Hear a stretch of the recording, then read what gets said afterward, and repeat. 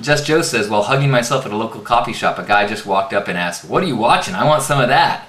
Woohoo! Gypsy asks, any advice on how to deal with someone who doesn't realize that they are caught up in their drama and is miserable? Oh man, that is a hard question.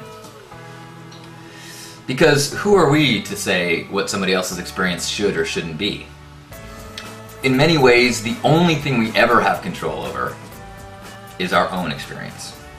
And if someone else is having an experience, is choosing the way they believe something, or what they focus on, or how they are offended by things, or the story that they keep really telling in their head, I mean, they're generally not open at all to your feedback, to your influence. If someone is stuck in that trap, what they generally want, even if they ask for advice, what they're really asking for is, can you please tell me that I'm justified in my beliefs? So the thing that I often, try to start that conversation with is asking someone if they're happy. And if they're not, then I ask, then why are you so resistant to thinking about it differently? Why are you so defending the way that you're experiencing this, your habits? Why are you not open to some exercises? If that is, lectures to listen to, a gratitude list. I mean, there are some basic things that are said over and over and over and over again by teachers and inspirational speakers and coaches, that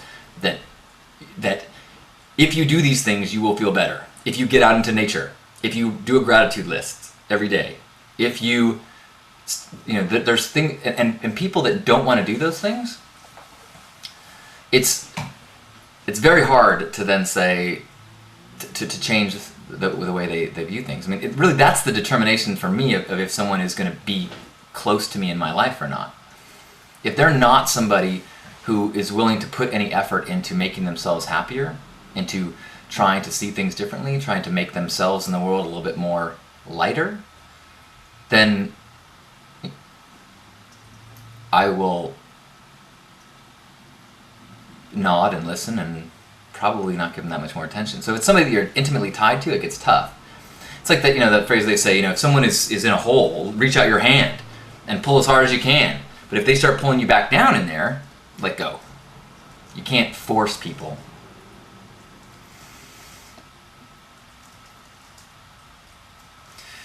Beyond Dualism says, my sister hung up on me because I wasn't confirming her beliefs. Whew. And it's funny because I didn't catch it all, but I would guess that she's unhappy.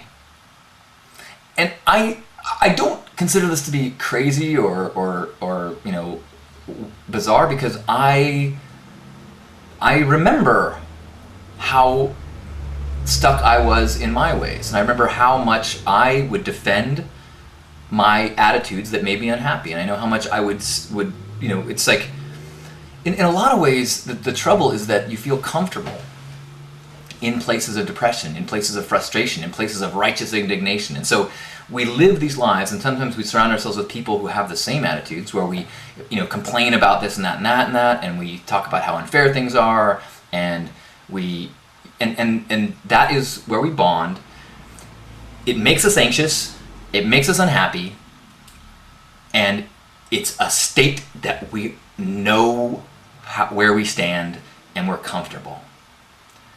To make any changes that might put us into a place of being open-hearted to the world, to being open to possibility and amazing things happening, to go into that place is intensely vulnerable and scary. And so it's incredibly hard to push someone into the light. I think the best that you can do is be in the light, keep the door open, and keep a breadcrumb trail of how you got here.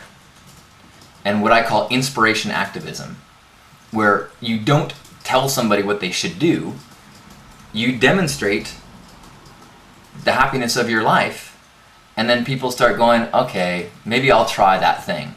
One, it empowers them. Two, it doesn't make the natural defenses of like, don't tell me what to do. What did Just Joe just say? That, you know, somebody saw how he was acting in a coffee shop, hugging himself and smiling, and someone just said, "What are you watching? I want some of that." Now, if he went around the coffee shop and was like, "Everybody, you got to tune in right now. There's going to be this amazing thing, and you're going to hug yourself, and you're going to," you know, it probably would not have been gone the same way. Especially if somebody was like, like, "Oh, well, then you have to do this." But if you instead let people walk their walk, shine your light, I think people hopefully will be attracted to it. I'm not sure, that probably wasn't a very helpful answer, but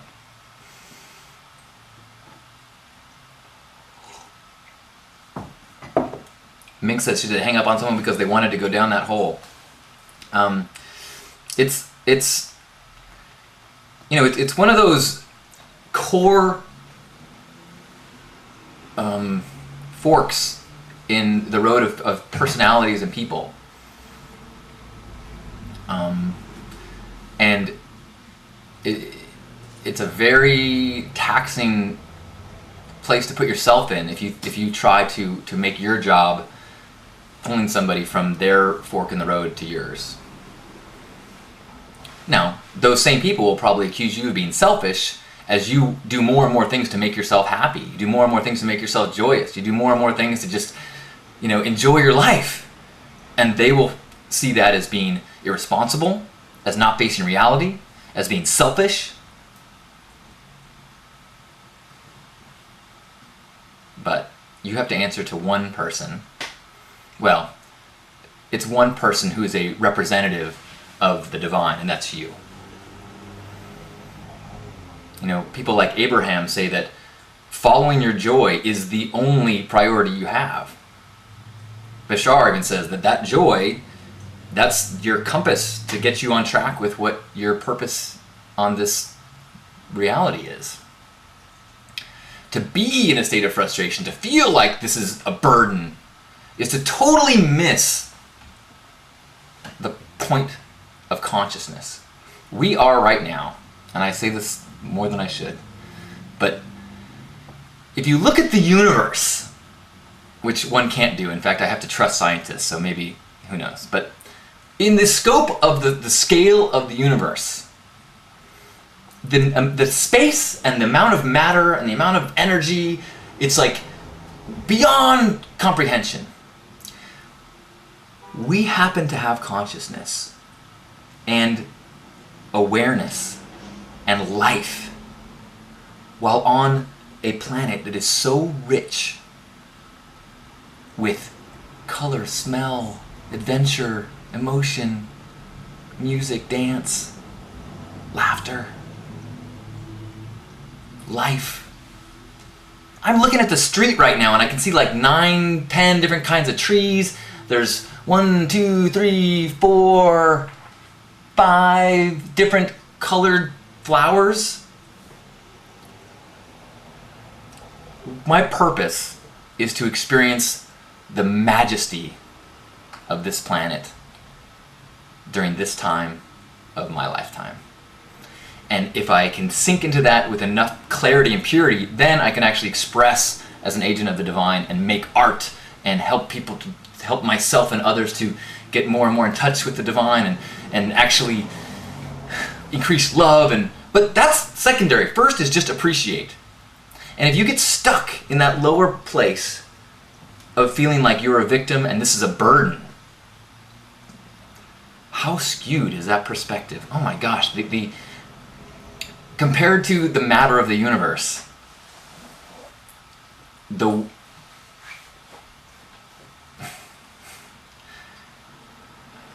just got to recalibrate your baseline. And I know that takes practice because I lived 27 years feeling like this sucks, and thank God I have suicide as an out if I want it. Actually, I still am glad that I have suicide as an out if I want it. But it's a nice reminder to be like, oh, I have choices. I have things to experience. I have places I can put my focus if I don't like where it is now. Luckily, I love this focus because it reminds me that the voices that I hear in media or sometimes in the news or even from neighbors, or that try to make me feel that these people are reflecting back that miracle, that awareness, that quest to appreciate, to be more loving, to align with this gift. And then as we increase that awareness in ourselves, it just flows and ripples out. And it becomes this gift. So as I sit here ranting, I feel this rippling back. And you know what? It is not dependent on anybody else. Even if nobody who can hear my voice right now is ever aware of the magnitude of this gift, it doesn't diminish our ability to enjoy it. We don't have to fix the world.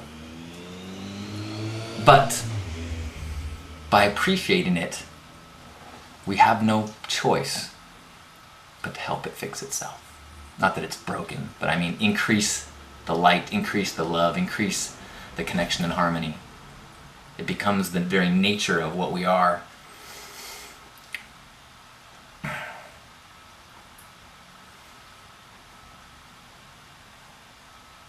Thank you. Thank you for helping me get back on track after a day of funk. Thank you for reflecting this vibration back to me. That divine seed of you, that light in you, that reminds me of the light in me. Thank you. I love you. Namaste.